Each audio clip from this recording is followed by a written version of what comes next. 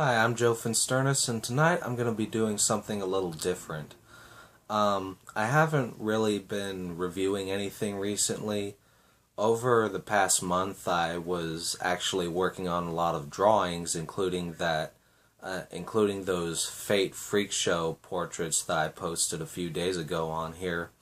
And I know that I posted a review after that as well, but uh, I was filming so many reviews ahead of time that I was pretty much caught up for the month of April, but even after I got done with some of these recent drawings, I've only been marathoning some TV shows lately, which they're awesome shows I've been checking out. I've been revisiting Cowboy Bebop. I've watched the third season of American Horror Story, and I've been watching Attack on Titan for the first time, and I've been enjoying all of them to give you my opinions of them.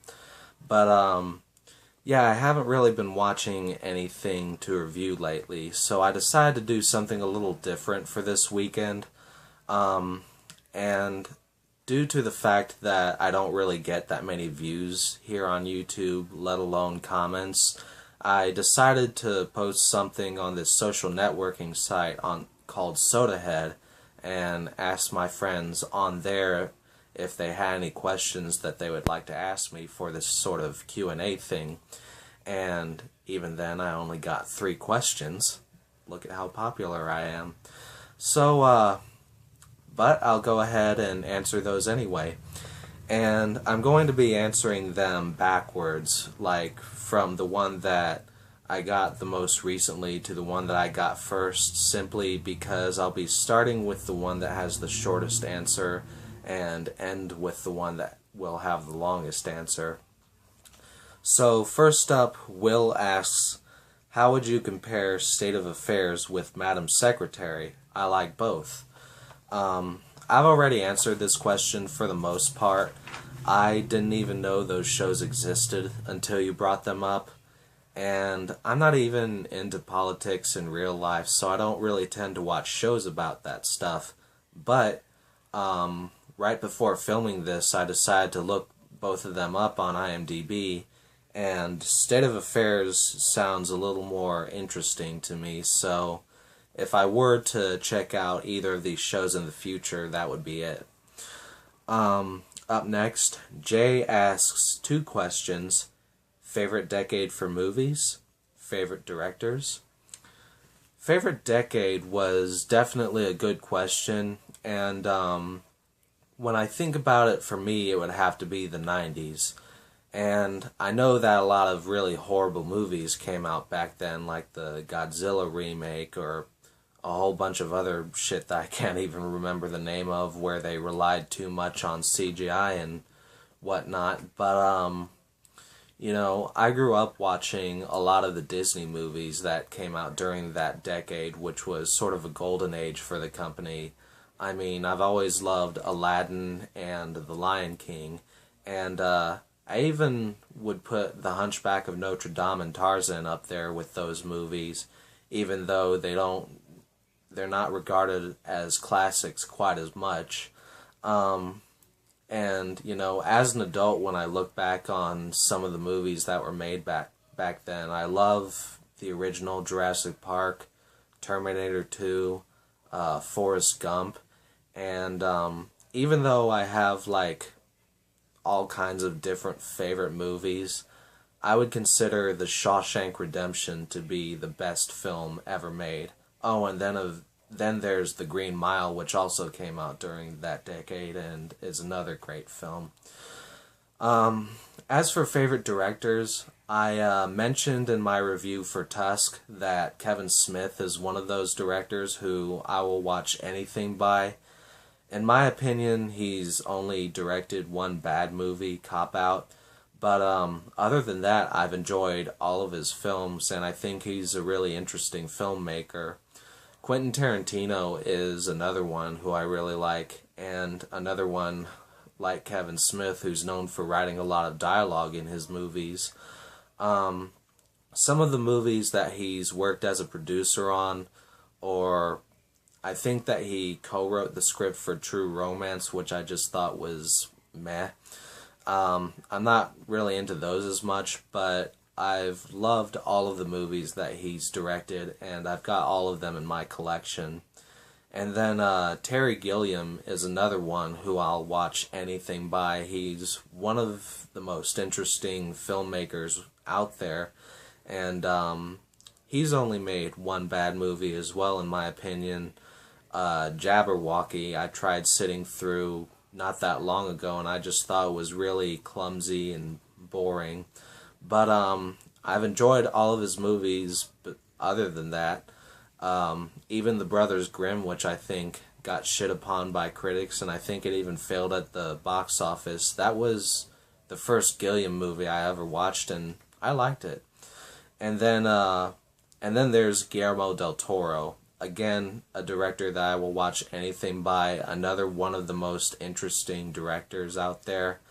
The first film by him I ever watched was Hellboy, and I immediately memorized his name and have watched all of his movies since then.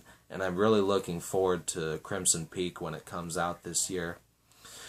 Anyway, the last but definitely not least, Philopublius, I hope that I'm pronouncing that correctly. Philopublius asks, I was always curious where you get your love of films from.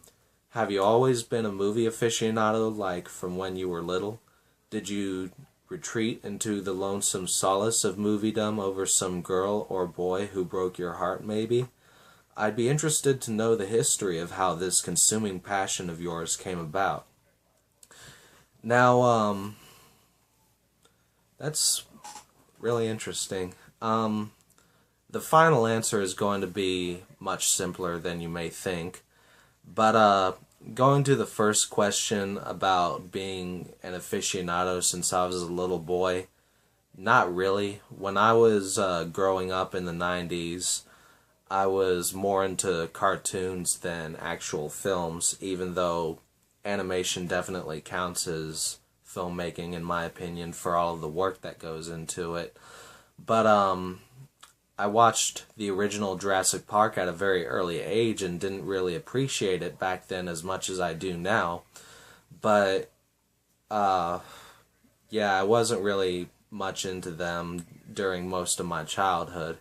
And then regarding the question about getting my heart broken, that is something that I would like to address because, interestingly enough, that was more or less one of the things that got this channel started for me.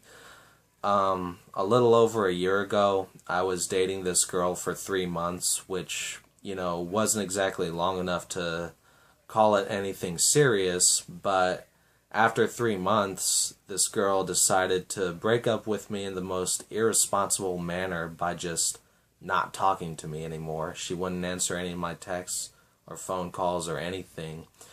And she actually ended up messaging me a few days after the fact to apologize for it. But still, I was just really upset about the whole thing and kind of retreated into this state of depression. And I decided that I needed to have some kind of hobby to sort of get my mind off of this bullshit, I mean, I have 2 best friends who I see on a regular basis, and I spend time with them, but, whenever I'm at home, usually I'm just sitting down watching a movie or watching something on YouTube, or, and of course, more recently, I've been drawing a lot more often. So, I had been telling people since 2012 that I wanted to start a new YouTube channel at some point where I was reviewing movies, because I've been watching a lot of YouTube reviewers for a long time now, like some of the bigger ones like Jeremy Johns and Schmoes Know, and even some of the smaller ones like Spanners Germ 669, who I would now consider to be a friend for how much we correspond in the comments section. But yeah, I got this smartphone in January of last year, and of course it's got a working camera on it, and I found out that on the desktop version of YouTube I can upload videos, so I was like, well, let's get into this shit. Anyway, to finally answer the big question about how I got into movies, it really started when I was 13 years old, and my grandparents got me my first DVD player for Christmas, and Grandma had been saying, you know, she was going to get me a DVD player, which I was at first objected to just because I didn't like the idea of getting used to this new technology, but it's actually pretty fortunate that my grandparents did the opposite of what I asked when it came to Christmas presents. The thing that really swayed me right away was the movies that they got for me, and they were a pretty eclectic selection of films, but that's pretty much the way that my taste has always been. They got me The Neverending Story Chapter 2, or whatever it was called, Stephen King's It, Holes, Todd McFarlane's Spawn Volume 1, the remake of 13 Ghosts, the original Spider-Man, Lord of the Rings, The Two Towers, and Lilo and Stitch, and I think that was all of them. And, you know, some of the older movies didn't really have that many features on them, maybe a trailer, maybe a commentary, but the ones that had like the behind-the-scenes documentaries and such, especially the 2-disc sets like Spider-Man and Lord of the Rings, were the ones that really caught my attention because I was really fascinated by the process of how these films were made, as well as the work that went into the special effects and everything. And I just really loved learning about movies and sort of being able to dissect them, and I've really enjoyed talking about them since then. And so that right there was what started this whole mess. Anyway, that's all I've got. For those of you who don't do Sodahead or just didn't see my post before, if you've got any questions that you would like to ask me, go ahead and leave them in the comments below, and I'll answer them in video form as soon as I can. So that's all I've got to say. I hope you all have a good one.